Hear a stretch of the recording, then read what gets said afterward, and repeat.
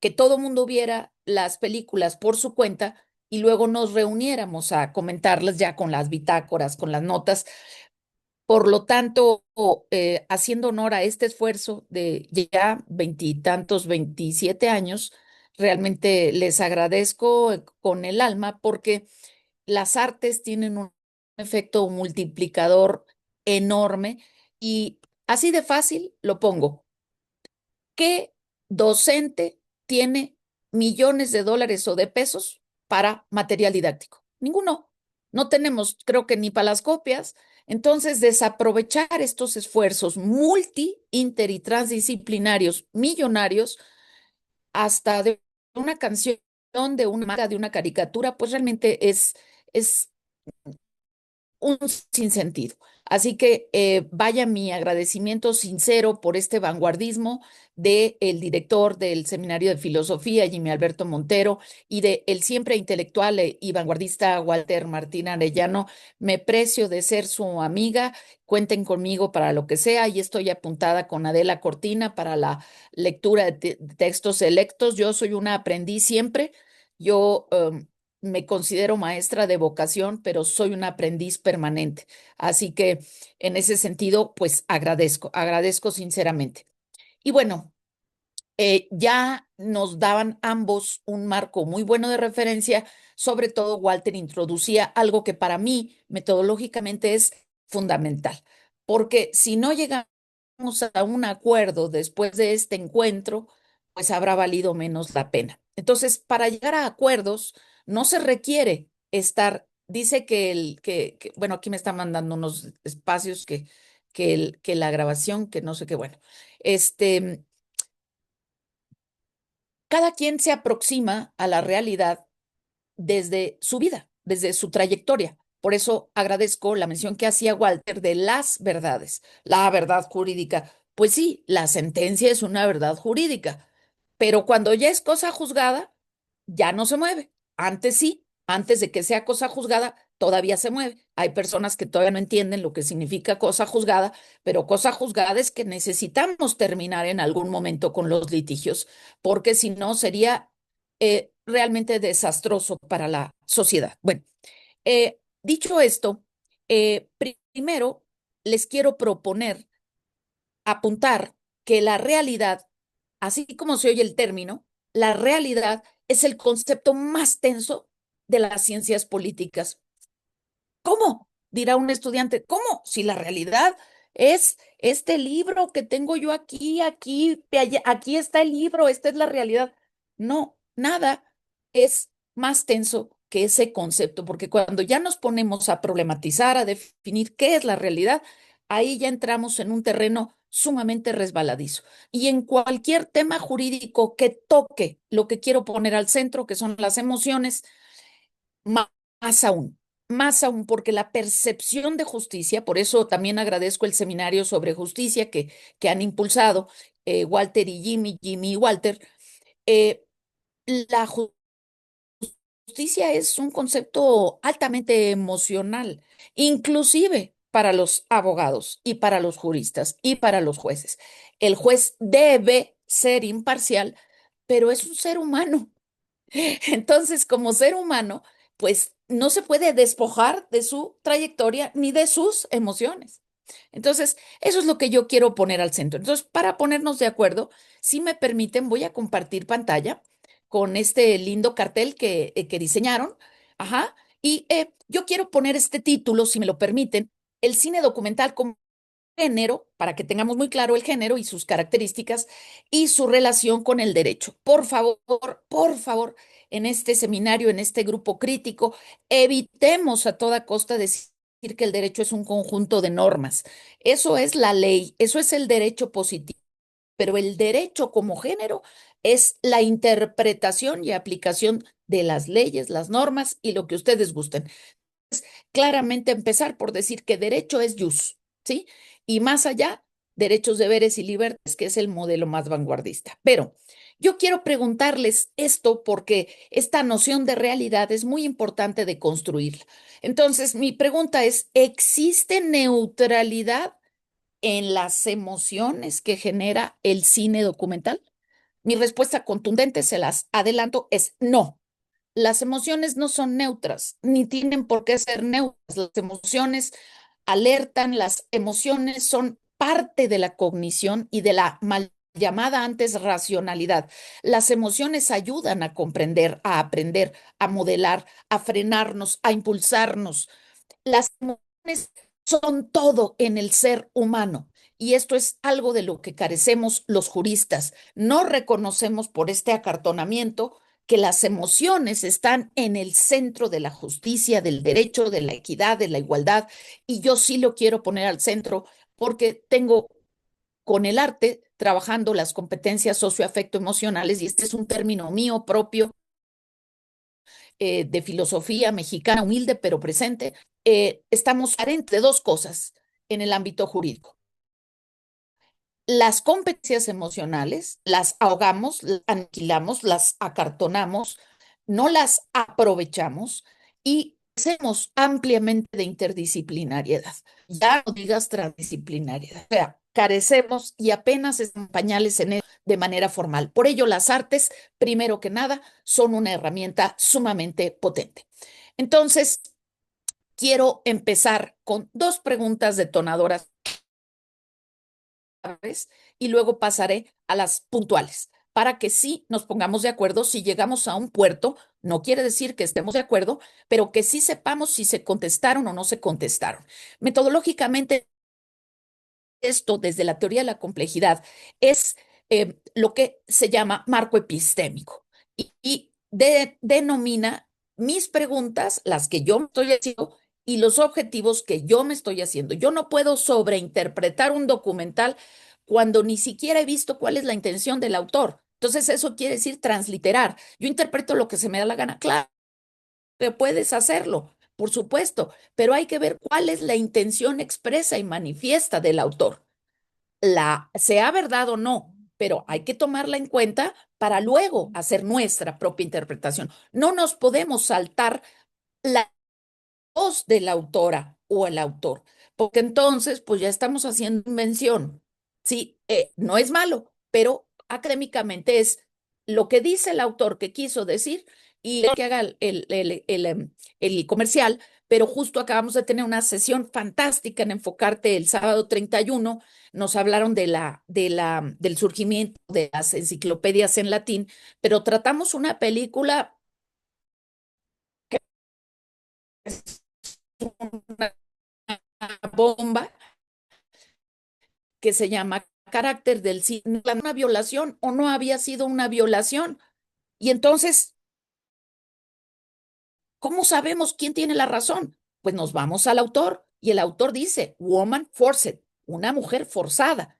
Entonces, si cada quien tiene un concepto diferente de violación, no nos vamos a poner de acuerdo. Entonces, hay que ir al que dice el autor que fue intencionalidad, porque luego las voces que interpretan la obra acaban diciendo cosas que el autor ni siquiera contemplaron, o el autor y la obra quedan eliminados. Entonces, primer tip, y va por allí. Y dice John Grierson en 1926, el documental no es más que el tratamiento creativo de la realidad. Y entonces voy a subrayar porque vamos a tener esta pregunta dentro de nuestro marco epistémico para ponernos de acuerdo y saber si llegamos a una evaluación positiva de la inversión de este tiempo. Bueno, entonces, preguntas críticas detonadoras. ¿Puede la verdad fílmica, porque está allí, es un observable desde la teoría de la complejidad, es un observable, objetivable, que está por segmentos y como un todo, capturar la complejidad de la realidad humana sin transformarla en el acto mismo de registro? Y es una pregunta muy compleja, porque entonces, ¿el documental es un mero registro? Claro que no, claro que no. La respuesta es no. Hay una verdad fílmica, no es un mero registro. Y mi respuesta con base en el marco crítico que he estudiado, pero desde mi punto de vista, claro, puedes registrar una verdad fílmica sin transformar la realidad, porque algo te comiste, según nuestro querido y muy adorado marco crítico de Bergson y de muchos más, de Maurice Merleau-Ponty, de la percepción, la fenomenología de la percepción, siempre hay algo que excluimos en nuestra mirada. Tenemos la mirada en un punto y al fijarnos en ese punto perdemos el foco del resto. Entonces no puedes registrar nada sin transformar, sin quitar o sin de alguna manera exagerar algún punto que para ti es más importante o más querido. Entonces, tengamos eso primero como pregunta, como descomposición y como respuesta. Mi posición concreta es no, nunca podemos documentar ni académica, ni fílmica, ni de ninguna manera documentar algo sin transformarlo de alguna manera, con mayor grado, con menor grado, pero no es posible porque traemos la vida propia encima, la mirada encima, tenemos cosas selectas. Por ejemplo, yo no me gusta y no voy a hablar de moral en ninguna parte porque tiene una carga exclusiva, excluyente de las mujeres, opresiva, del pecado, de muchas cuestiones que las iglesias le han metido. Yo voy a hablar de axiología y de ética por muchas buenas razones que puedo comprobar empíricamente. Por ejemplo, entonces, ¿qué distingue al documental? Y aquí está el punto del mero registro o actualidad filmada. Y entonces aquí vienen tres propuestas, tres líneas. La intención de la autora o del autor, la estructura narrativa de qué dice, cómo lo dice, qué pone primero, qué pone en primer plano, dónde pone la luz, o su función sociopolítica, es decir, el impacto. ¿Lo recibe poca gente? ¿No lo recibe?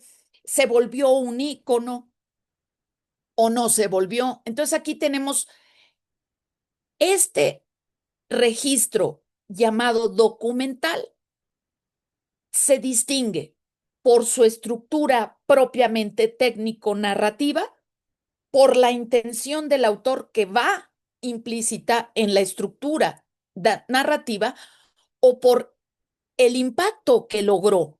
Por ejemplo, yo soy más mayor que la mayoría de aquí y a mí me marcó de una manera tremenda en mis años muy, muy tiernos el documental Canoa, que prácticamente es un documental de Casals. O sea, sí son actores y no tiene esta parte como de entrevistas, pero Canoa fue para mí opresivo. Tuve pesadillas con esa película por saber que era real. Y esto es algo que me preocupa y quiero dejar aquí porque estamos naturalizando las violencias. Ya se murieron 15 millones de niños en Gaza de hambre. Y pues yo qué puedo hacer, yo estoy aquí, yo no puedo ni arreglar la fuga de mi baño. Bueno, eh, ya hay tal crueldad, los colgados, los descabezados. Por eso en Francia prohíben ciertas imágenes en sus kioscos de periódicos en primera plana, porque pues no es como comprar un chocolate, ver ciertas imágenes de violencia y naturalizarlas. Entonces, a mí esa función sociopolítica del ojo de Casals con Rojo Amanecer, con estos documentales filmados a manera de otra narrativa, pues a mí sí, la verdad, me marcaron de una manera tremenda, por lo cual puede decirse que la función sociopolítica, pues me posicionó como posicionaría a cualquiera contra el gobierno. Decir, bueno, pues es que los gobiernos tienen que poner orden. Pues sí, pero yo me posiciono del lado de los estudiantes masacrados porque les tendieron una trampa, ¿no? No me puedo posicionar del lado del gobierno. Entonces, creo que aquí ya estamos viendo muy claro qué quiso el autor, cómo estructuró su narrativa y su mirada, dónde puso la luz, dónde la quitó y cómo llega al impacto de las audiencias, porque hay muchas audiencias, el mayor, el funcionario público, el estudiante, el ama de casa, en fin, así que esta es la parte de problematización a los que les quiero invitar para que vean la potencia del documental más allá de esta parte de la llamada y mal llamada realidad como si fuera un ladrillo o un hielo. No, la realidad se deshace como un hielo porque se va aproximando con cada una de las miradas. Entonces, aquí es el tratamiento creativo. ¿Cómo me acerco para hacer ver esto que yo estoy viendo? No sé si los demás lo ven, si las demás lo ven. Entonces, esta parte es sumamente importante. Entonces, para que nos pongamos de acuerdo, y ya varias de estas preguntas quedaron contestadas, pero quiero precisarlas para abrir un poco la conversación y luego continuar. Pero sí, es muy importante la interactividad para saber qué piensan, qué sienten, cómo están tomando estas propuestas. Entonces, ¿qué caracteriza al género documental? Es una visión creativa de una realidad dada, que tú tienes que explicar transparentemente y caracteriza que hay una intención, que hay una estructura y que hay esa estructura tiene un impacto que sale de las manos del autor o autora. Ujú. Cuando quien lo funda son algunos puntos relevantes. ¿Cuáles son algunas de las películas documentales más premiadas en el mundo, en la región, en México? ¿Cuándo nace el primer premio de género de cine documental? Porque mucho criticamos y mucho decimos. Y yo tengo años trabajando el trabajo colaborativo aquí en la facultad, pero ¿qué lo estimula? Si en los informes todo es individual, el texto, el esto, pero este tipo, por ejemplo, enfocarte, pues no me da más puntos. A mí no me da más puntos, es un esfuerzo que no hay un área en los informes que estimule el trabajo colaborativo. Entonces, ¿cómo quieren las unidades cambiar si no lo estimulan institucionalmente? Y esto lo digo como propuesta, no cómica para los sistemas. Pero ¿cómo está la universidad premiando el trabajo colaborativo? Lo pregunto, ¿dónde están esos puntos que premien este tipo de actividades y que se consideren con el valor que tienen? Bueno, entonces, cuando nacen estos premios, por eso los premios son importantes, ¿qué es lo que se premia? ¿Y por qué se empieza a premiar este cine documental? Por el valor, por el coraje, porque sí son los periodistas los perseguidos, porque ponen a los ojos de la comunidad lo que los gobiernos muchas veces se encargan de ocultar porque no pueden ser capaces de reconocer sus errores. Los gobiernos, sobre todo, pues los extremos, los polares, los fascismos, por ejemplo, y aquí un ejemplo muy importante que leí durante mucho tiempo a ciertos epistemólogos y semiólogos cómo el régimen nazi generó películas haciendo ver a los judíos como monstruos, literalmente. Por ejemplo, había unos, y fíjense con qué intencionalidad, había unos que captaban a carniceros, a matanceros, y además se hizo con toda la intencionalidad de esas películas y se prohibieron a menores de 30 años, mujeres y niños, con el impacto de qué? De que había filas y filas y filas de mujeres y niños y menores de 30 años queriendo ver esas películas que casualmente nadie se encargó de vigilar que no las vieran. Y entonces la imagen era son unos malditos, son unos monstruosos, cuando era simplemente el ejercicio de su quehacer, ¿sí? Carnicero, matancero. Y entonces cómo se fue creando este odio, este discurso visual de odio respecto a los judíos. Bueno, y finalmente para mí, y más importante, no por ser lo final, algunas relaciones estratégicas entre derechos, deberes y libertades fundamentales, que es lo que la gente todavía anticuada llama derechos humanos, porque no nada más hay derechos, y el cine documental. Y bueno, pues dejarles algunos listados de festivales internacionales. Entonces, como ven, voy poniendo el marco epistémico con las preguntas, voy introduciendo algunas respuestas previas con la caracterización que para mí es lo más relevante en este momento. ¿Qué caracteriza el querer dejar un testimonio visual y narrativo en forma creativa de un hecho social objetivable con una intención específica de manera muy, muy clara y tomando en cuenta que la percepción es muy digamos, personal. Bueno, aquí nada más para hacer un primer corte, algunos documentales que ya mencionamos varios, pero hay uno que en particular, cuando estén muy tensas o muy tensos, la verdad les quiero recomendar porque es una joya de paz, que es El Señor Pulpo, lo que el pulpo me enseñó.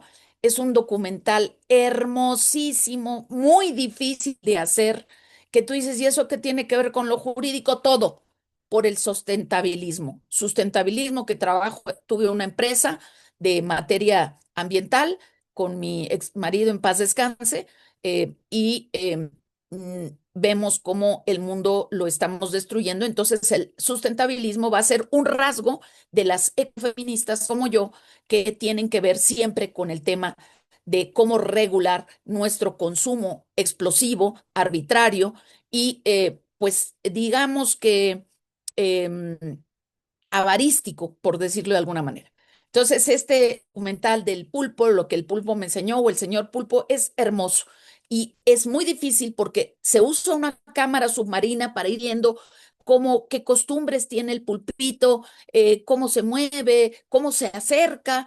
Es un documental que no es Oppenheimer, no es todo penal y víctima, no, es el, la vida intensamente profunda de un pulpo y su hábitat, cómo lo cuida, cómo se acerca, el contacto humano.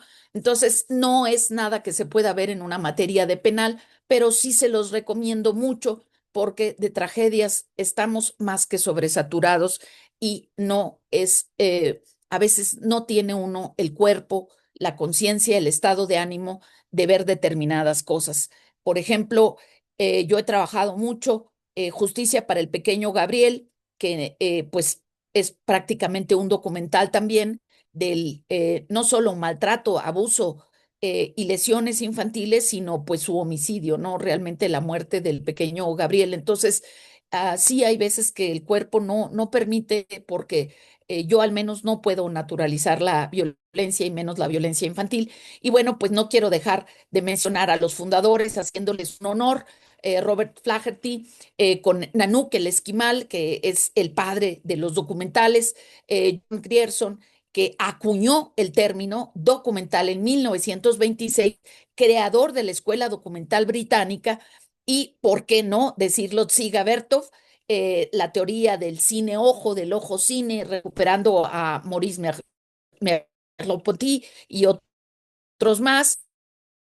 Joris Stevens, este documentalista poético muy relevante.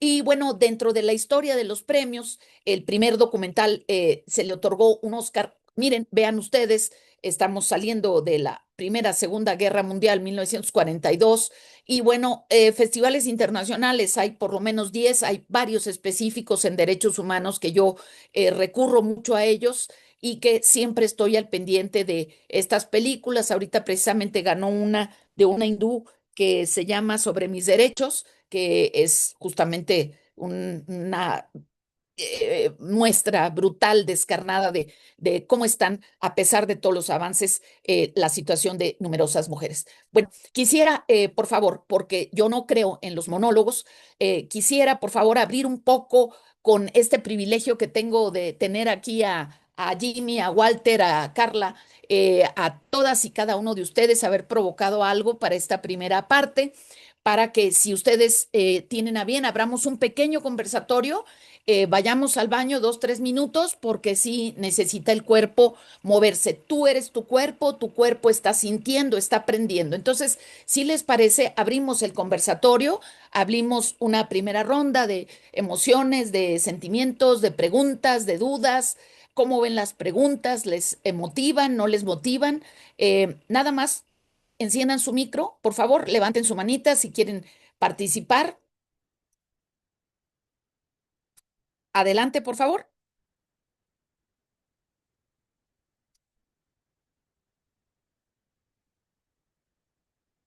No sé si alguien quiere hacer uso de la palabra.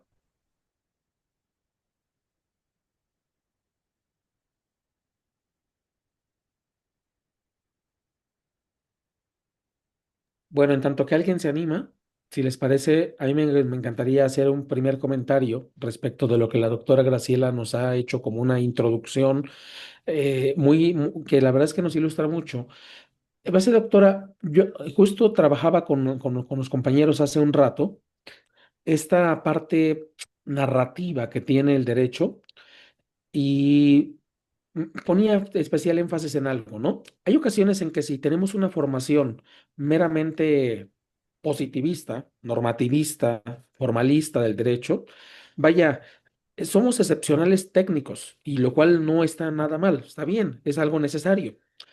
Sin embargo, perdemos de vista que el derecho es algo mucho más complejo, muchísimo más complejo, y por lo cual carecemos de herramientas que son dadas desde otras disciplinas para poder comprender a lo jurídico con estos métodos, con estas otras, digamos, voy a ser redundante, herramientas que nos posibilitan y que a su vez van a hacer factible que al plantear el caso, incluso en los propios tribunales, pues podamos llevarlo a un mejor término, podamos enriquecerlo, podamos proveer al propio juzgador de una comprensión más adecuada del propio litigio, ¿no? ¿Por qué? Porque si únicamente lo hacemos en los términos meramente técnico-normativos, lo que habremos perdido de vista, pues será que ese problema existe en un lugar, que existe en una sociedad determinada, con cierto tipo de problemas económicos, sociales, históricos, y no significa que nosotros nos volvamos historiadores, antropólogos, sociólogos, psicólogos, sino significa que seamos capaces de poseer las herramientas mínimas de esas disciplinas para poder articularlas, ¿no?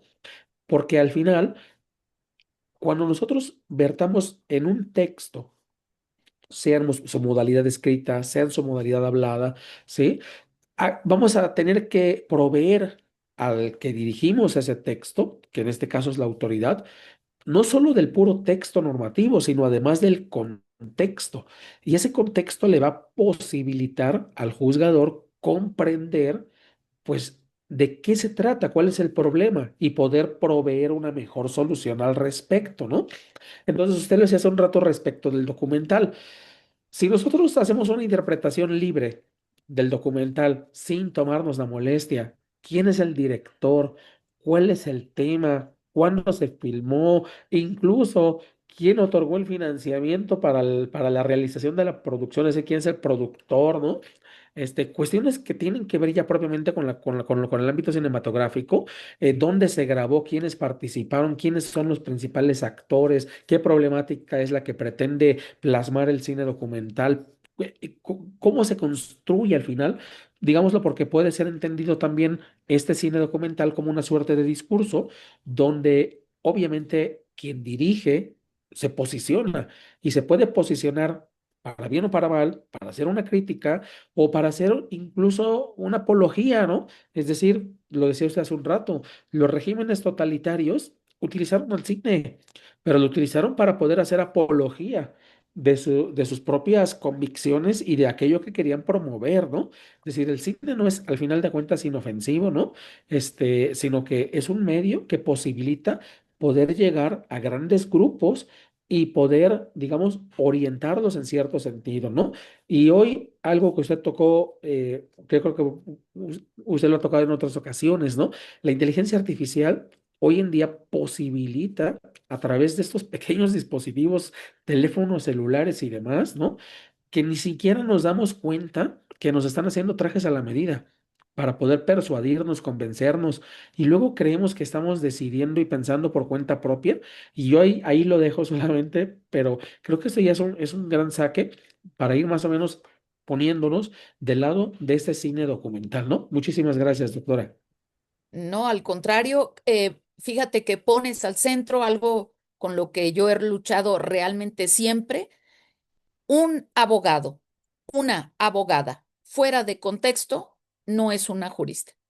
Será un técnico, será un asistente o será lo que tú quieras, pero no es un jurista.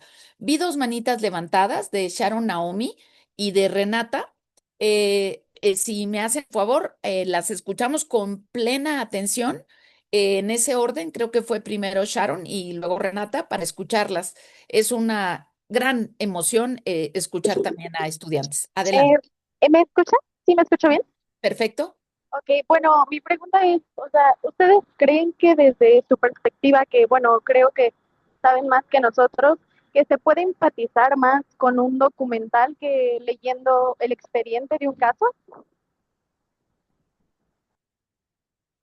Mm, ahora te voy a dar la respuesta, pero a mí me gusta crear tramas, entonces pediría primero si Renata da la palabra para no romper y ahorita contesto de manera conjunta. Adelante, Renata, te escuchamos con mucho gusto. Gracias. No, no, por favor, no digas ustedes saben más. A lo mejor sabemos más en alguna cuestión, pero tú puedes también saber más que nosotros en otra. Entonces, creo que agradezco que quieras conocer nuestra opinión, pero estoy segura que tú también tienes mucho por aportar. Adelante, Renata, toma la palabra y el micro, por favor.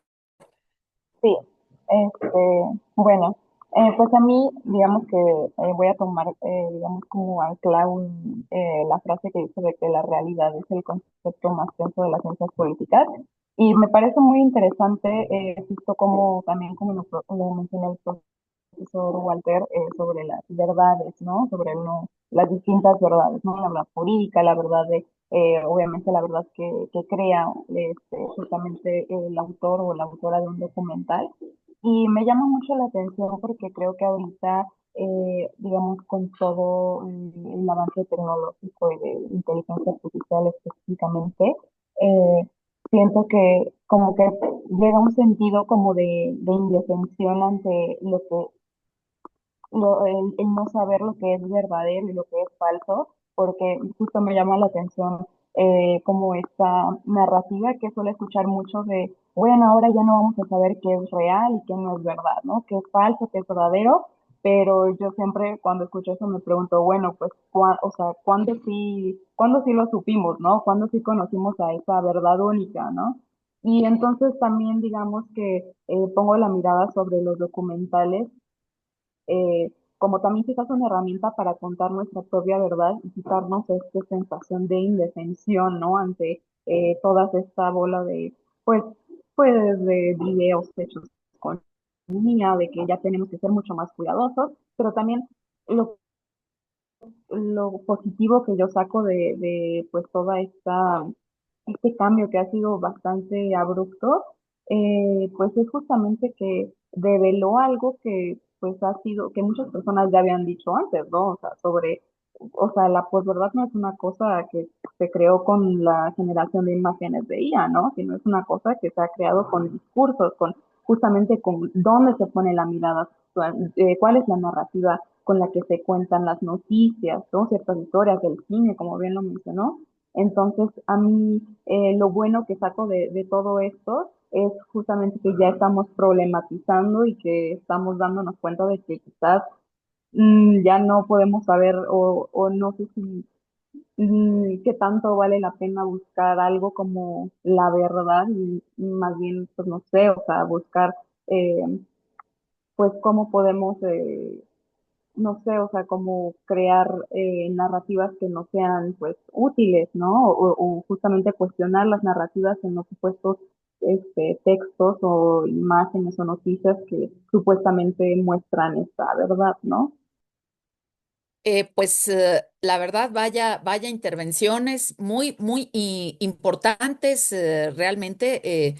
Y siempre estos espacios pues se quedan cortos para llegar a profundizar, pero no quiero cortar, veo la mano de Gerardo Burelo y felicidades a Sharon y a Renata, excelentes intervenciones.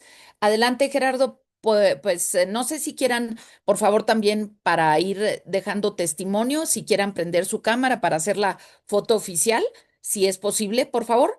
Y te escuchamos, Gerardo. Si pueden prender durante la intervención de Gerardo la cámara para hacer la fotografía oficial, se los voy a agradecer mucho. Sí, Gerardo, te escuchamos. Estamos muy atentos a tu presentación para hacer la foto oficial. Gracias, Fernanda. Gracias, Pamela. Gracias, Renata. Gerardo, te escuchamos. ¿Nos puedes encender tu micro? Voy a hacer la foto oficial. Gracias, Sharon. Creo que Gerardo no puede abrir el micro. ¿Ahí se me escucha o no? Ah, ya te escuchas, Gerardo. Perdón, Ah, ok. te agarré tomando agua, Jimmy. Ahí va la foto. Una, dos, tres. Adelante, Gerardo, por favor, si fueras tan amable.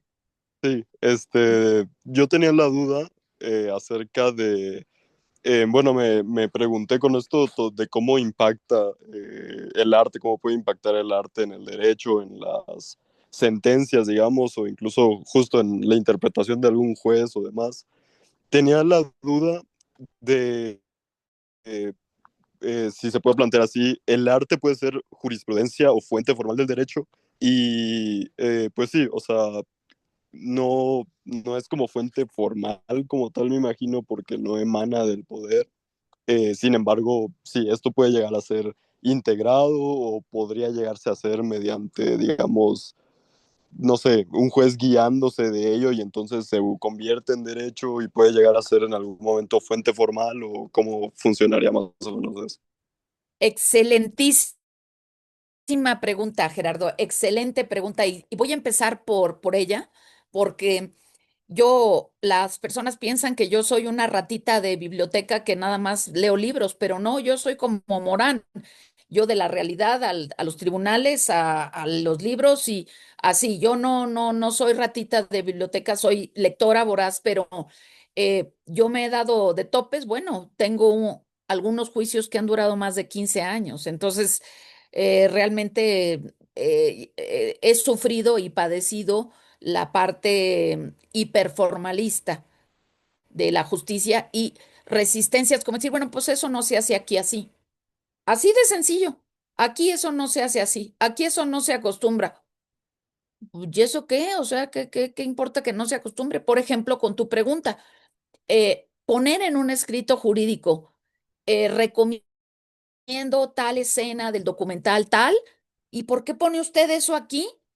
Esto no es una fuente del derecho. A ver, dígame un artículo en el que dice que esto no puede ser, que está prohibido referirle una escena de tal documental. Pero claro, las emociones, vuelvo a las emociones. Tú le dices a un juez que no sabe o que se está equivocando, ¡uh! Cuidadito con lo que haces, cuidadito con lo que haces porque nadie, ni los ilustres, aceptan la contrarréplica, la dialéctica y que te digan, pues usted está mal. Por ejemplo, a mí me han dicho miles de veces, usted está mal con eso de la moral. Eso bueno, pues estaré mal para ti. Yo, como la dialéctica, yo estoy dando mis argumentos, estoy dando mis pruebas, pero no hay un artículo, como no hay un artículo que diga que los hombres no pueden y no deben ser feministas, nadie me lo va a enseñar porque sería un artículo excluyente. No hay algún artículo que diga que el cine no es ni puede ser una fuente material e histórica del derecho. No la hay.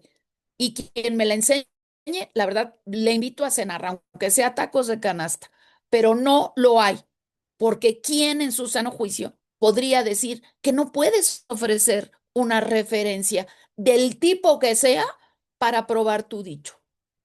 Porque acuérdense que persuadir tiene muchos significados.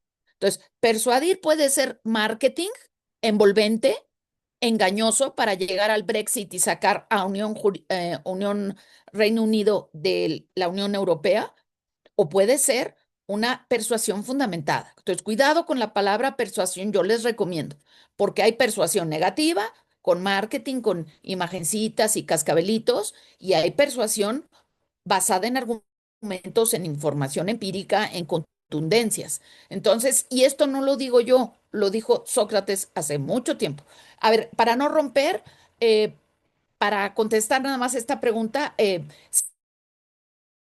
si les parece, aceptamos la intervención porque es padrísimo que se sientan motivadas y motivados para intervenir. La intervención de Yair, por favor, para cerrar este primer Hola, bloque. gracias. Disculpe que no prendo mi cámara, me está fallando un poquito el internet. Y mi pregunta es sobre lo que acaba de mencionar, o sea, ¿cómo debe evolucionar el sistema de justicia, ¿no? En el siglo XXI. Y siento que ahorita lo que la reforma trae es como esclavizarnos un poco más al siglo XX, ¿no?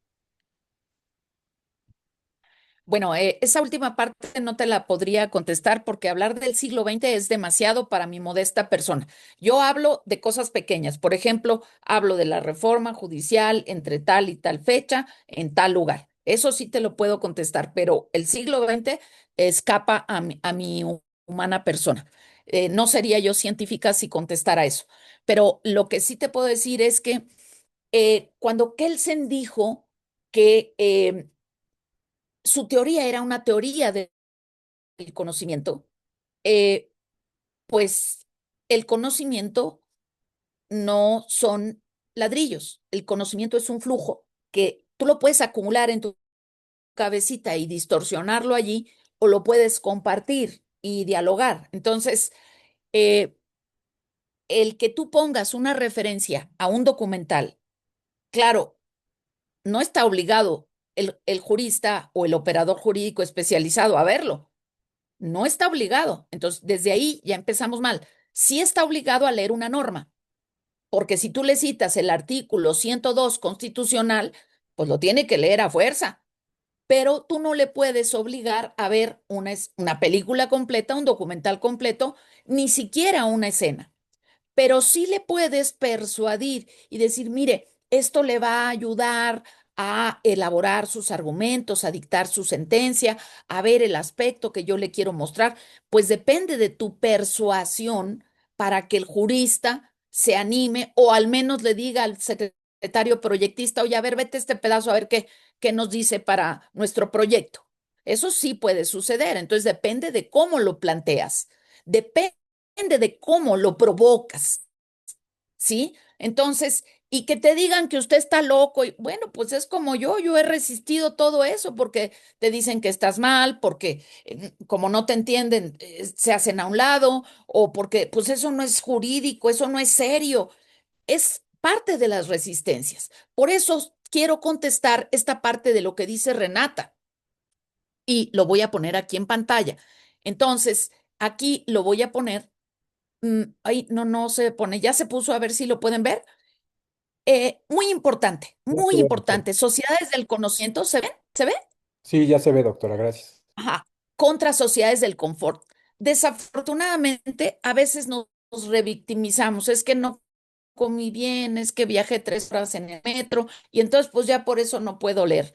Bueno, pues quiere decir que no tienes un compromiso con tu desarrollo, no tienes un compromiso con la universidad. Yo he pasado hambre y he estado 4 y 5 horas en el metro y he leído. Entonces, claro, yo soy yo y no puedo obligar a nadie a hacer así, pero sí esta parte, porque la investigación es como algunas vacas sagradas allá en el universo del Olimpo. No, la investigación es para todos los días. ¿Qué como? ¿Qué compro? ¿Qué escucho? ¿Qué no digo? ¿Con quién me junto? ¿Con quién me acuesto? ¿Con quién comparto mi intimidad? La investigación no es para hacer tesis de super postdoctorado en Harvard, en Australia, en Utrecht. No, la investigación es para cotidiana. Entonces, las sociedades del conocimiento son sociedades activas e interactivas que no se tragan. Te quiero mucho, eres la reina de mi vida, yo me caso contigo, ¿ok? Dime cuántas veces vas a por mí, cuántas veces vas a acompañarme al hospital. No, a mí cosas objetivas. Ay, doctora, pero es que el amor no se puede medir. Claro que se puede medir, en todo se puede medir. Y entonces, contra sociedades del confort. ¿Por qué? Por la pregunta que hace Renat. ¿Estamos indefensos? No, nunca, jamás, no, nunca.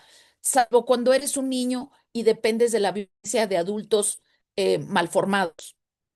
La indefensión en nuestra edad, en nuestro momento, todos los que estamos aquí, existe, pero nunca jamás debemos olvidar las libertades. Tú eres libre de pensar, de buscar, de tomar la palabra que te dé la real gana. Yo puedo elegir usar chido, chido, chido, chido, más chido, chido y chido, o puedo decir posverdad, percepción, puedo elegir mis palabras. No, pero es que yo crecí en una casa donde no había libros, sí, pero allí creciste, pero ya saliste de allí. Entonces, tú puedes, menciona Renata, muy importante este concepto de posverdad, la verdad después de la verdad, la vida después de la vida. qué es verdad y qué no, y me encantó, te la agradezco, permíteme que te la robe, pero con conocimiento público, que algún día lo fue, me pareció fantástico, pues que alguna vez hubo una verdad. No, traemos puestas muchas verdades. Yo siempre pongo este ejemplo en clase porque cuando hay un despido, el que despide tiene su verdad, el que ordenó al que ordenó el despido hacerlo, tiene su verdad. El despedido tiene su verdad. La esposa y los hijos del despedido tienen su verdad. El que va a llegar al puesto del despedido tiene su verdad. Entonces, la verdad es poliédrica, como decía el maestro Jimmy, es caleidoscópica, y entonces es muy importante saber que hay varias verdades. Entonces, ¿cuál es la verdad que tiene que quedar en la verdad histórica de una resolución, sea o no sea una sentencia? Y más en materia penal. Imagínense cómo percibe el daño de una violación una niña de 3 4 años.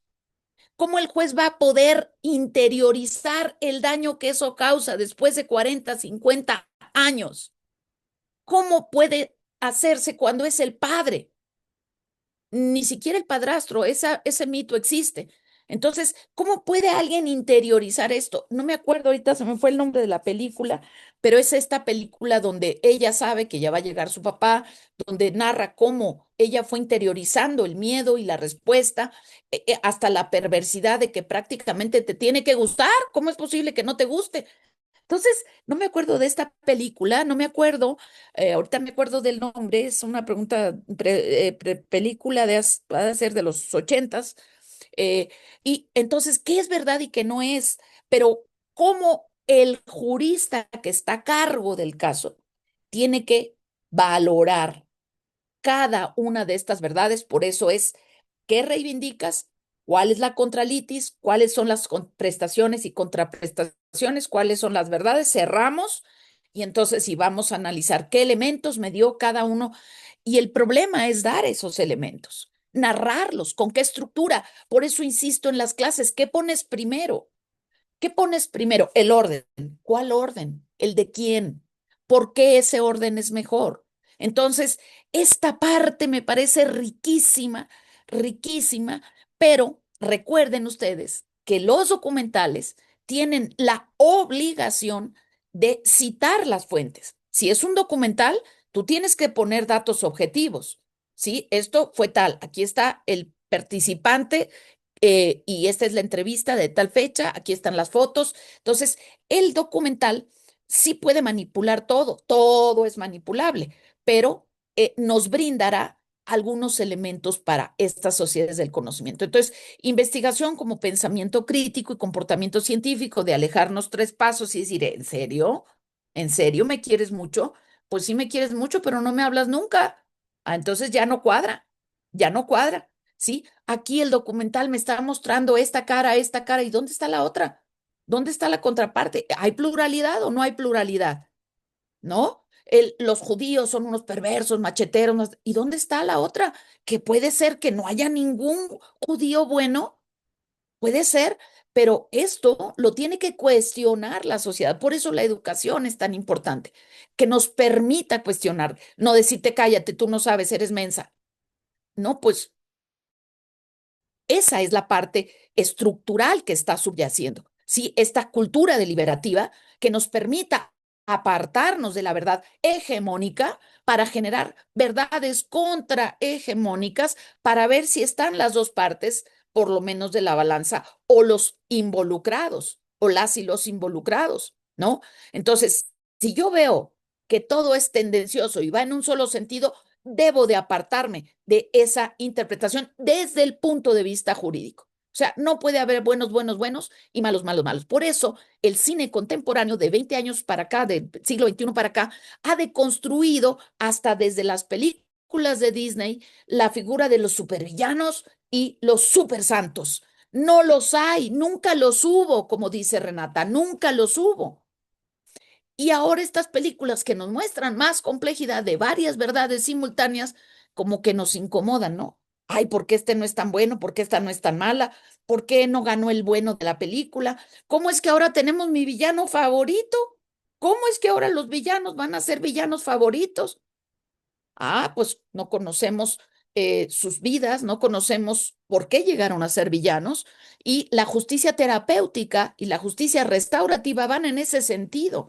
Hasta los monstruos tienen derecho a expresar de dónde viene su monstruosidad, ¿no? El journalism no solamente como periodismo de fondo, como periodismo documental, sino como ir documentando qué partes quitaste, es algo fundamental en el desarrollo de competencias socioemocionales.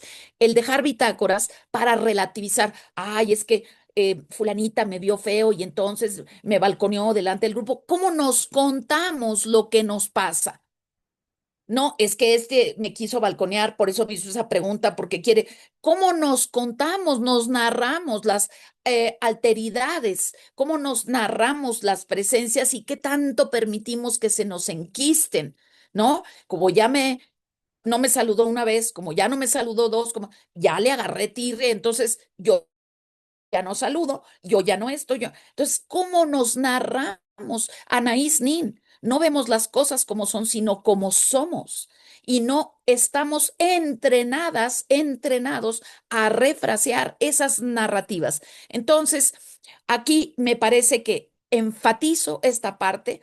No somos indefensas, no estamos indefensos, siempre hay, y esta es otra parte que quisiera dejarles antes de la pequeña pausa para levantarnos a ir al baño y tomar agua, la parte de la memoria, de la importancia de la memoria y esto que decimos del activismo.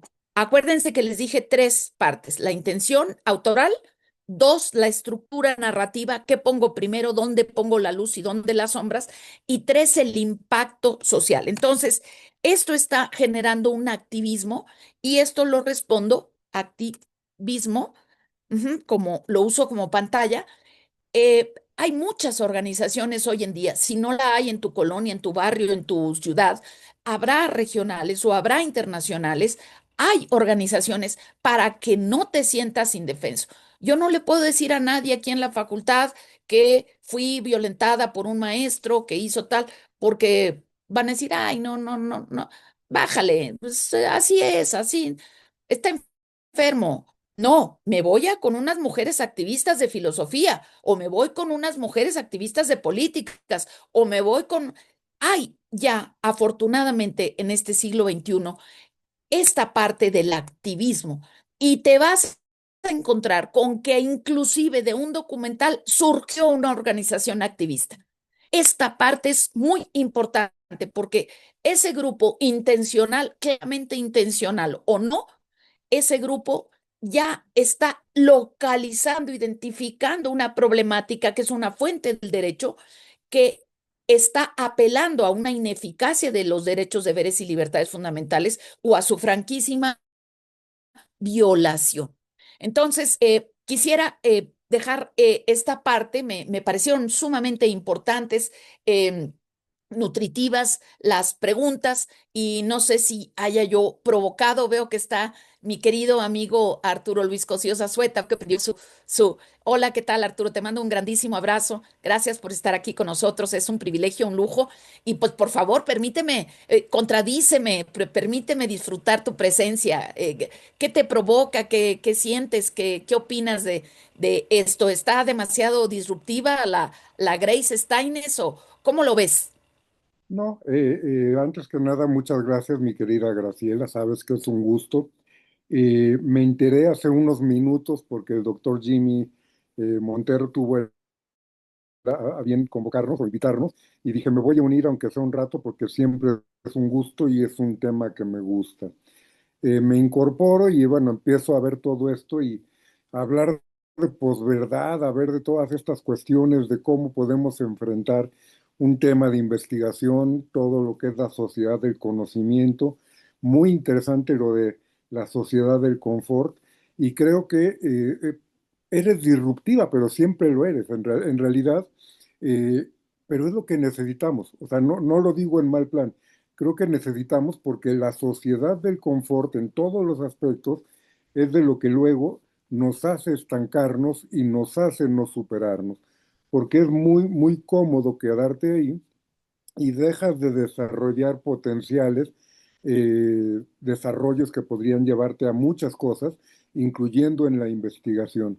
Te escuchaba cuando decías, no, pues es que pretexto siempre va a haber, pero en realidad todo se puede vencer. Cuando decías, yo he leído 5 horas en el metro, eh, pues sí, todos hemos tenido que hacer esfuerzos y tenemos que hacer esfuerzos. Creo que nuestro reto es infundir esto a nuestros estudiantes y a nuestros estudiantes, hombres, a los dos, hombres, mujeres, porque creo que ahorita a lo que nos enfrentamos es a esta situación que nosotros lo manejábamos como la ley del mínimo esfuerzo, ahora lo vemos con esta idea del confort y de la facilidad con la que obtienen mucha información, pero que ni siquiera analizan. Y por eso el tema de la posverdad, que creo que era la maestra Renata Ávila la que lo había sacado, no sé, creo que es algo muy delicado porque se juega con los sentimientos de la colectividad para que asuman como cierto algo totalmente manipulado. Y en sistemas populistas, pues esto tiene mucha posibilidad de pegar y se va difundiendo. Entonces yo agradezco mucho, creo que ya hablé, creo que ya venía un receso y han de estar diciendo para qué lo dejaron hablar. Pero yo te diría, si ya me conocen, ¿para No, qué me dejan? Un gusto estar al con todos y contrario, al todos. contrario. No, no, no Y te vayas, porque mira, voy a compartir la pantalla para el comercial imprescindible, porque Luis Arturo, aparte de ser un compañero, pues casi de generación, él nos ayudó y ha estado muy entusiasta con el seminario, que es una maravilla. Aquí en videos le ponemos Leonera y justamente nos ayudó nuestro querido director del seminario aquí está, aquí está, aquí lo ven, aquí a Luis Arturo comentando la película Leonera. Ajá, aquí está la parte del juicio. Así parece que que es la misma camisa, pero no es, ¿eh? Van a decir, no tiene otra. Oye, aquí lo vemos, Leoneras, Dilema sobre la infancia en privación de libertad, un excelente comentario que les recomiendo. Y pues fíjense que yo les sugeriría para que vean cómo son las sociedades del conocimiento y el conocimiento colaborativo. Renata se hace la pregunta y nos las deja de regalo. ¿Y qué acaso alguna vez hubo una sola verdad? ¿No? Entonces vamos a retomarla porque lo resume con su juventud perfectamente, perfectamente. Es que la modernidad y la posmodernidad justamente se distinguen de que la modernidad son esas etiquetitas binarias, sí, no, blanco, negro, no, bueno, malo, orden, desorden. Y la posmodernidad empieza a fragmentar y a decir, oye, el mundo es más complejo de lo que te imaginas.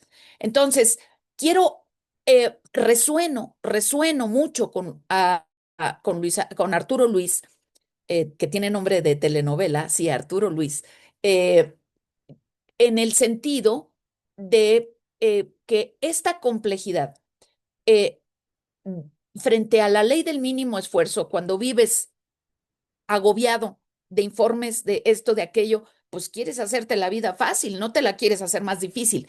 La vida corporal, pero el disconfort cognitivo lo tenemos que tener siempre en alerta. Es un principio del pensamiento crítico, disconfort cognitivo. A ver si será o no será. No dar por hecho. La curiosidad, una pequeña dosis de escepticismo. Tampoco echarle a la gente como cubo de WC puros problemas y problemas, porque la gente espera de la universidad soluciones. Espera soluciones, espera, aclárame, no confúndeme. Entonces, oye, pero es que muchas alternativas me confunden. Bueno, pues vamos dosificándolas, pero siempre buscando una solución. Entonces, ¿podemos resolver que alguien no nos quiera manipular? Pues no, porque ese alguien siempre va a existir. La responsabilidad empieza por ti. Haz lo que tú sí puedes, tú. Entonces, yo que sí puedo dudar, informarme. Como dijo el maestro Jimmy, ver cuándo se hizo la película, quién la financió, en qué contexto, qué más crítica, a dónde pertenece este director. Por ejemplo, vamos a tratar a Robert Redford, documentales, Oppenheimer, los días del presidente. Robert Redford es una maravilla, era un guapérrimo, pero aún así hizo cine independiente. No le gustaron los papeles de guapo. Financió becas, hizo películas resistentes en su momento. Entonces, ¿qué más quieres para verlo? ¿Qué más quieres para buscar sus películas? Digo, hay gente que quiere lo contrario, ¿no? Que quiere al artista de moda, ni digo nombres porque ni me lo sé, de estos raperos, de estas, que llenan estadios de 200,000 personas.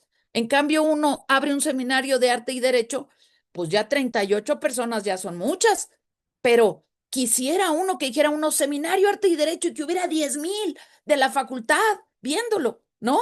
Que dijeras, wow, están interesados, van a aprender a través del derecho, quieren estar aquí. O sea que los que están aquí, mis aplausos, porque son juristas del siglo XXI, principalmente pues los que lo promueven, mi querido Walter y mi querido maestro Jimmy, Arturo Luis Cosío Sueta, que está aquí con nosotros, Carla, Renata, Pamela, Sharon, Yair, que se atrevieron. ¿Quién les impide a los demás participar y hacer suyo el chat y poner un comentario? ¿Quién les impide? Nada. La sociedad del confort. La sociedad del confort. ¿Por qué no se animan a tomar la voz? Ay, es que a mí no me gusta. ¿Qué pasó? Aquí no es de te gusta o no te gusta. Aquí eres necesario. Eres necesaria. Entonces, es la sociedad del confort cognitivo. Yo también, en cuanto puedo, quiero sentarme o pararme porque me hace falta por mi columna, necesito levantarme y estirarme. No quisiera, pero así es. Los griegos y los romanos no dividían cuerpo y mente y alma. El ejercicio, la música eran parte. ¿En qué momento de la modernidad, con este orden canónico, lo perdimos? Y los juristas más, ¿en qué momento lo perdimos? Entonces, yo con estas preguntas, si ustedes no quieren les voy a pedir, por favor, porque necesariamente para mí corporalmente sí necesito levantarme, necesito levantarme 5 minutos nada más.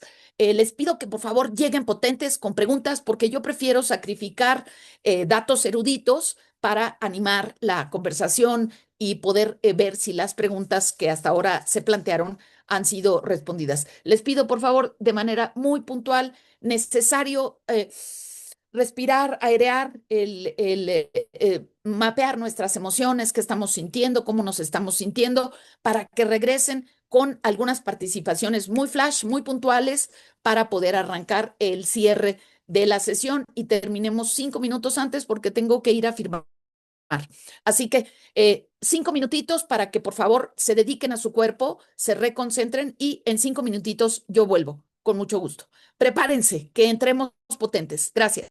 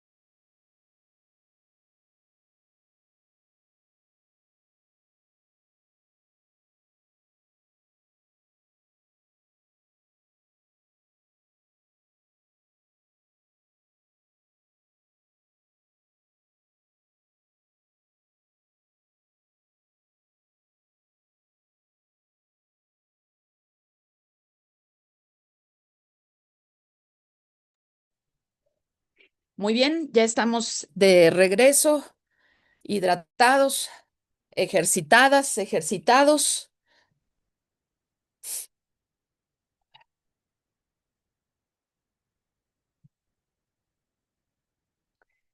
Mis queridos anfitriones,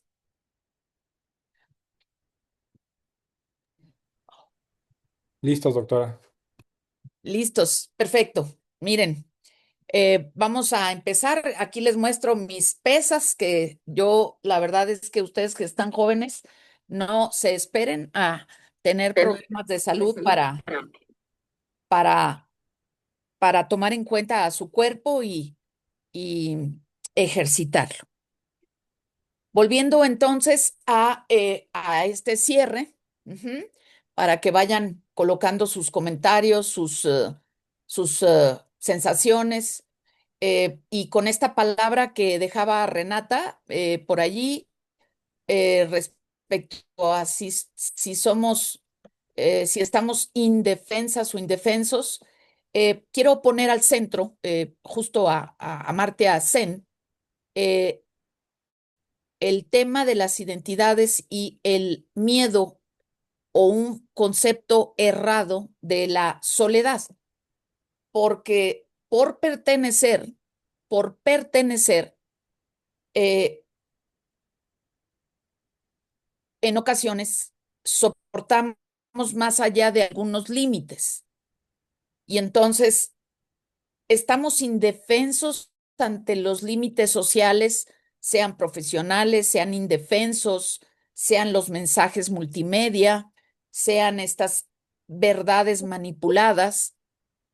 Nunca vamos a estar indefensos si sabemos gestionar la soledad y el rechazo, porque yo quiero agradecer de manera muy, muy, muy importante, porque realmente este recorrido de 27 años no sería posible si no hubiera receptores, personas abiertas como el director de nuestro seminario, el maestro Jimmy Alberto Montero Olmedo, como Walter Arellano, como el director del seminario de penal, Arturo Luis Cosio Zazueta, y como el Seminario de Teoría General del Estado, como el Seminario de Derecho Administrativo, como el Seminario del Derecho Agrario, que ya hicieron suya esta iniciativa. 28 o 27 años pasaron, pero hay que saber resistir, hay que estar dispuesta o dispuesto al rechazo y a que las cosas no van a venir gratis ni van a venir solas.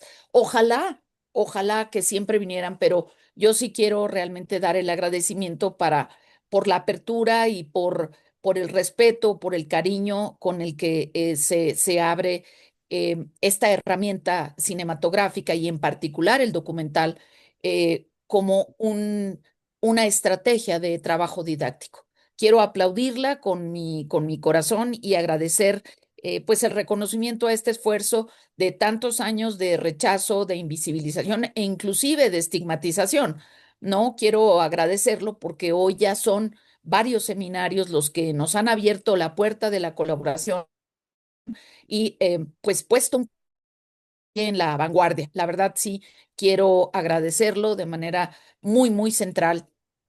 Y si a ustedes les parece y no tienen alguna otra ronda de comentarios, sí me gustaría por lo menos dos participaciones para mm, preguntar si consideran que se han respondido las preguntas y sobre todo cómo se sienten. No sé si alguien por allí quisiera levantar la manita, alguien quisiera dar algún pronto, se van respondiendo las preguntas, las recuerdan, quieren dejar otras. Carla, ¿qué opinas? Muchísimas gracias, maestra. Sin duda, una ponencia bastante enriquecedora y cómo podemos ver la relación del arte con el derecho y siempre utilizando criterios metodológicos. Me parece que ha sido, pues, una ponencia bastante enriquecedora para poder incrementar y tener un panorama más objetivo en cuanto a este tema. Genial, genial, gracias, Carla. Adelante, maestro querido Jimmy Alberto Montero Olmedo. Muchas gracias, querida doctora. Yo quería recuperar un poco esta idea de que además está presente en la filosofía. Usted, por ejemplo, mencionó a Merleau-Ponty, si no me equivoco, y también a Michel Foucault, ¿no? El orden del discurso es esencial. hace un rato lo mencionaba, el hecho está allí, sin embargo, la forma en cómo nosotros no solamente asumamos, vivamos, sino recreemos a través de la narrativa el hecho y lo coloquemos en un discurso, va a ser la manera en cómo llegue ese mensaje o ese hecho al receptor. Y esto es muy importante porque puede ocurrir el mismo hecho y dar para varias interpretaciones, que eso es lo que habitualmente ocurre. Hay una manipulación de lo sucedido objetivamente, demostrable, que ocurre fácticamente, ¿no? Y otra es la manera en cómo se interpreta el hecho para dar pauta a decirnos cómo sucedieron las cosas, ¿no? Digo, particularmente en la historiografía, eso es pan nuestro de cada día, ¿no? ¿Por qué? Porque lo que sucedió, lo que acaeció, pues va a depender a qué historiador leamos, lo que comprendamos, ¿no? Y lo que suele suceder tristemente a veces es que se nos presente pues una narrativa donde hay buenos, buenos, buenos y malos, malos, como dice Walter, los malos de Malolandia, ¿no? Y los buenos de Buenolandia, y obviamente esto lo decía hace un momento. O sea, es que eso no es así exactamente. No hay alguien que sea toda bondad como hay alguien que sea toda perversidad. Hay ocasiones en que lo que tenemos que tratar es de desconstruir ese discurso para poder analizarlo y remitirlo al contexto en el que surgió, que esto es gran labor también historiográfica, ¿no? De preguntarnos por qué la gente que actuó así decidió de esa manera y no de otra, es decir, qué razones tuvo, porque a veces no es por perversidad ni tampoco por exceso de bondad, ¿no? Sino que se explica en su justa dimensión y atendiendo a sus propias causas. Y creo que esto es muy, muy importante. Ahora, si lo llevamos, por ejemplo, al ámbito de lo jurídico, porque es lo que nos atañe a nosotros, ¿no? Nosotros, al final de cuentas, decía Walter un poco al principio, pues la única forma de proveer a una autoridad y aproximarle al conocimiento de lo sucedido, véase que pasa por distintos filtros. Primero, el que le sucede el problema, que se lo cuenta a su abogada o abogado que contrató para que le patrocine, para que lleve el asunto. Ahí ya tenemos un primero, la percepción de quien lo vivió, la interpretación de quien lo ha vivido, después pasa por el tamiz de la abogado que va a plantear una estrategia de litigio y después tenemos a otro que es el destinatario, que en este caso es la autoridad, quien además lo va a recibir y lo va otra vez a reinterpretar y entonces tenemos una cosa nada simple, bastante complicada, ¿no? Por ello creo que hace un rato mencionaba justo que entre más elementos proveamos para posibilitar que el receptor le llegue el mensaje, no únicamente en el caso del derecho con los aspectos normativos técnicos, sino además con un contexto mucho más elaborado, va a posibilitar que pueda, si no tener la verdad histórica, porque esa prácticamente no va a ser posible que la tenga nadie, pero al menos sí algo que pueda acreditarse de forma más o menos fehaciente con los medios probatorios al alcance, ¿no? Que van a ser el fiel de la balanza para poder acreditar las relaciones causales de lo sucedido, ¿no? Entonces, creo que eso es bastante interesante y esto, al final de cuentas, podemos entender que el lenguaje cinematográfico y el lenguaje jurídico, ojo, sí son distintos, por supuesto, poseen características no solo técnicas disciplinarias distintas, pero hay partes que se analogan. Y hay partes que se analogan y donde se llegan a analogar es donde podemos aprender del ámbito de la cinematografía, del cine documental, al ámbito de lo jurídico. Y creo que usted en esta espléndida sesión que nos ha obsequiado ha trazado algunas de estas líneas donde podríamos ir de uno a otro con el cuidado debido, pero podríamos andar ese camino, ¿no? Muchísimas gracias, doctora. A ver, Felicidades. Fernanda Calzada Piña tiene abierto el micro. Por favor, si nos ayuda. Fernanda Calzada, gracias. Miren, no es por una cuestión personal, pero yo he aprendido a mis casi 60 que la metodología importa e importa mucho. Y hacer las cosas simples funciona. Simples, no simplificadas. Mucho ojo, ¿eh? Simples. Y la metodología, yo tengo unas plantillas, pero eso es para otro momento, unas plantillas y voy a compartirles un pedacito del truco, ¿sí? Pero quiero compartirles primero a este señorón Algirdas Julius Greimas. Fue un lingüista e investigador francés de origen lituano, nacido en Rusia, revolucionario, que realizó importantes aportes a la teoría de la semiótica, fundando una semiótica estructural inspirada en, fíjense, Marcos, en Ferdinand de Saussure, que es uno de mis queridos y amados en mis lecturas. Y este señor es el que aporta, nacido el 9 de marzo del 1917, ya más de un siglo, ese señor es el que aporta la noción de actante y retoma de los griegos y los romanos la máscara, la personae, que se esconde detrás de la máscara y se pone una o se pone otra. Ahora soy el revolucionario, la revolucionaria, ahora soy el funcionario formal, ahora soy el juez, ahora la persona, la máscara que nos tenemos que poner en cada situación. Homenaje a Julien Greimas. Bueno, aquí no sé si están viendo esta parte. ¿Pueden ver mi pantalla? ¿Qué dice mi pantalla? Perdón. Nada, ya no se ve. Ah, ya Ahorita se ya ve. no la vemos. Ya, ¿No se ve? sí, ya, Ya se ¿No? ve ahorita el ya se personaje ve del cine. y es pues, el Bueno, resultado de pues, una página de Google que dice tipos de personajes en el cine y viene la respuesta. es, es correcto, es correcto. Bueno, miren, sin tomar nada como verdad absoluta, yo uso estos personajes para entrevistas laborales, sean clientes funcionarios, sean clientes ciudadanos de a pie, sean clientes corporativos, cuando yo tengo mi matriz para la estructura de curso.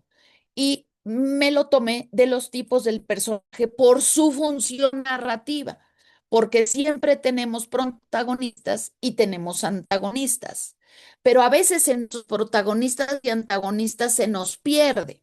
Por ejemplo, yo puedo saber que la concubina y el concubino están peleados a muerte y que están destrozando a los hijos de por medio, pero no veo que es la comadre o la abuelita que manda en la vida del concubino la que está instigando porque viven en su casa, en su terreno. Y eso no apareció. Entonces, es muy importante tener muy claros, perdón, estos tipos de personajes en su función narrativa del cine, que como herramienta narrativa y del discurso nos sirve el derecho para ir haciendo unas plantillas. A ver, ¿cuáles son los protagonistas del daño aquí? ¿Quiénes son los antagonistas? Luego estos deuteragonistas y tritagonistas de apoyo cercanos que pueden ser más importantes que el protagonista y que nos sirven para ese expediente clínico que tiene que hacer un jurista. Entonces, las partes de redes de apoyo, redes en contra, cuántos aquí, cuántos, quién realmente es víctima y quién no, porque hay mucha manipulación y la víctima llega a vendérsenos como víctima cuando en realidad puede ser la villana o el villano. Entonces, vean ustedes tipos de personajes redondos, dinámicos o planos o, digamos, intermitentes, ¿sí? Y bueno, esta parte, los estereotipos, por eso traje a Greimas y a Saussure de por medio, me han permitido a mí hacer una matriz maravillosa. Me ha funcionado para, no les digo que dilucidar la verdad de quien me consulta, pero sí un mapeo mucho más metodológico y más claro para no irme con la finta de que, ay, pobrecita, o ay, pobrecito. No, no, no. Aquí hay una suerte de elementos y de personajes que del cine brincan a nuestro expediente clínico como juristas, que tenemos que saber desde que escuchamos qué idea nos vamos a formar. Y esto viene completamente del cine y me ha servido jurídicamente, metodológicamente, para armar la matriz de mi entrevista, sea por teléfono, sea por Zoom. Cuando algo definitivamente no me cuadra, yo esto lo estoy haciendo a modo de cierre práctico.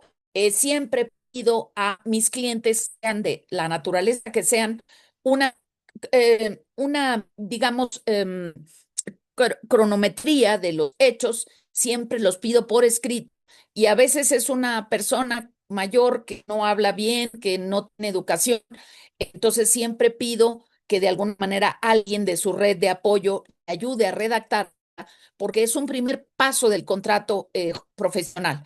Porque si me dicen una cosa y luego me dicen otra y luego me la cambian, pues yo ya no tengo posibilidad de ganar. Y como decía mi querido maestro Nava Negrete, ganado, ganado, nomás las vacas. Entonces, para que al rato no me digan, no, es que yo le dije a usted eso, estoy harta en la vida.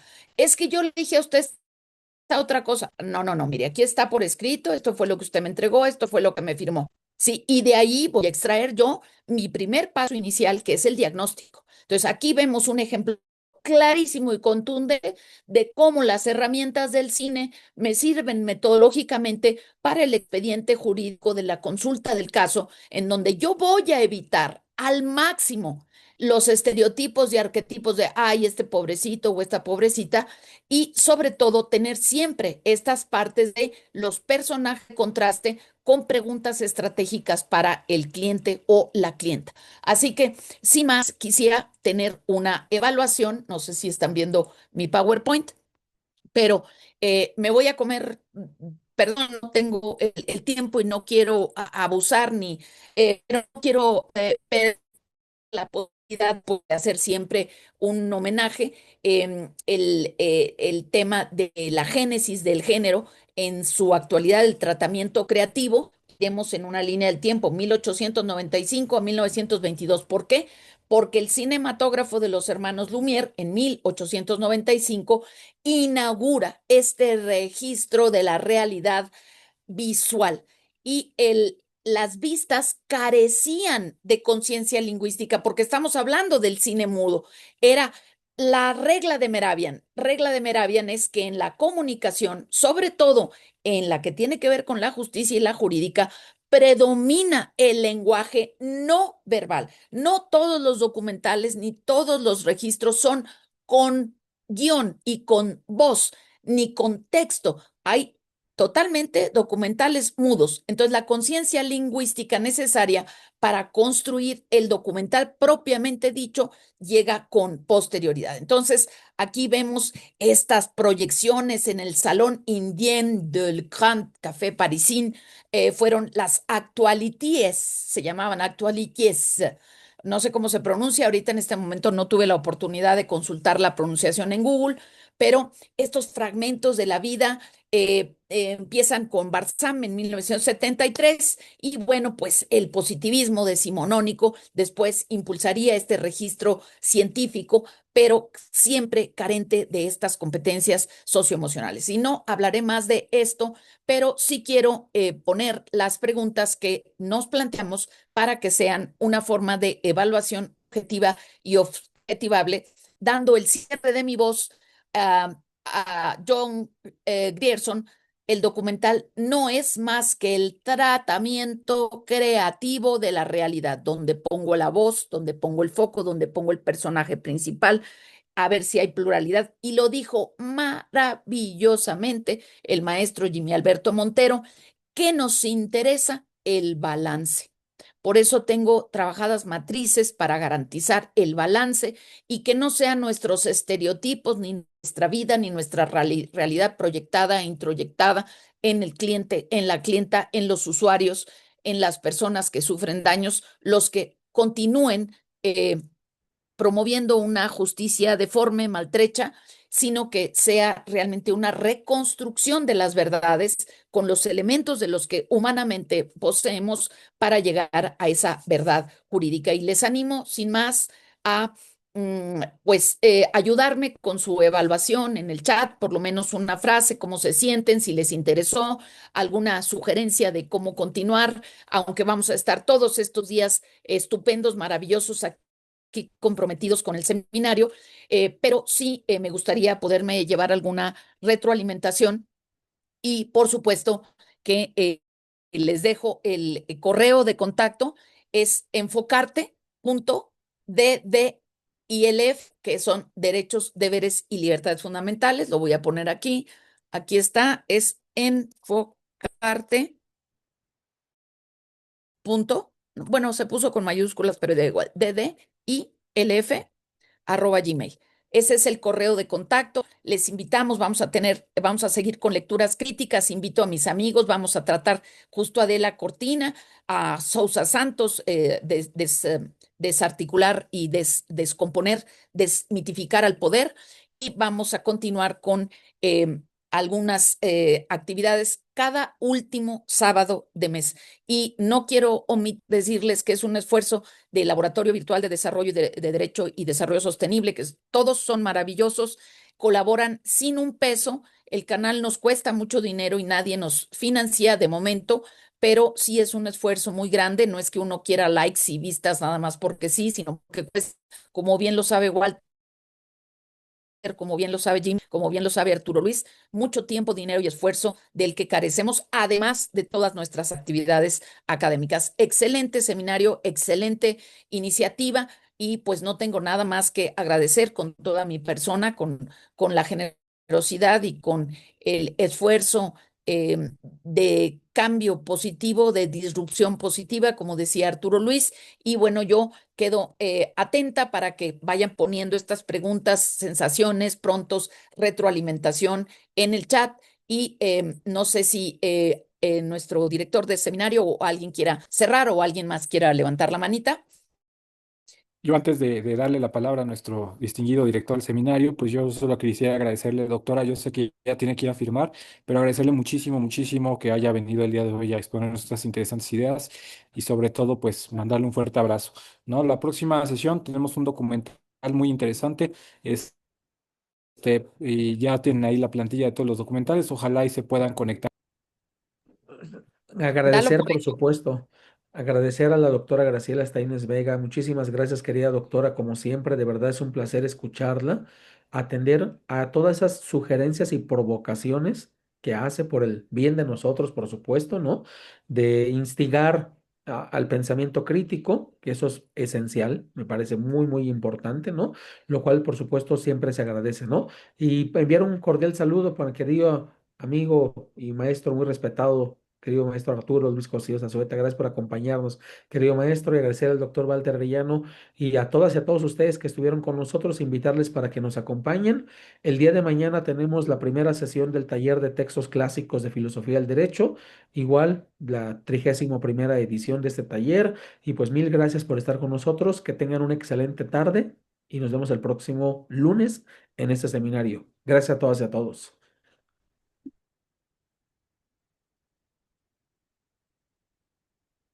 Dame un segundo para ver, copiar el chat, por favor, querido Jimmy. A ver si ahí tengo alguna retroalimentación. Muchas gracias. Gracias, con todo gusto. Muchísimas gracias, Arturo Luis, de verdad que es con todo el cariño y con todo el aquí y ahora, con todo el cuerpo y las emociones y con mucho, mucho cariño y respeto, la verdad. Igual, igual, muchas gracias y felicidades a los doctores Jimmy Montero, a Walter. La verdad es que es muy interesante y como lo digo ahí, transmites pasión y eso es fundamental. Muchas felicidades y un gusto escucharles. Un abrazo muy grande, muy cariñoso, y ahí nos vemos en muy poquitos minutos. Muchas gracias. Yo salgo y les agradezco enorme.